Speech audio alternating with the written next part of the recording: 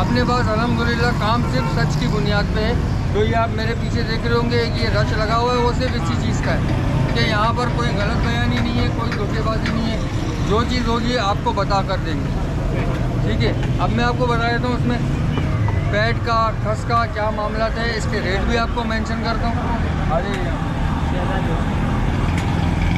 ये खस वाला कूलर कहलाता है। ये पहले जो रूम कूलर बन के आते थे, इसमें ये खस लगी हुई होती थी। ये लकड़ी का बुरादा होता है। जो लकड़ी टूटी जाती है उसका बुरादा होता है, जो कुछ दिनों बाद स्मेल करना शुरू कर देता है। 4-6 दिन 8 दिन आप यूज़ करेंगे ना जब पानी में, तो लकड़ी की एक सीलन आती है जिसे एक स्मेल सी आती है, तो वो आपको स्मेल देगा, ठीक है। जबकि पैड वाले में कोई स्मेल नहीं है। तो क्या ये चेंज हो सकता है?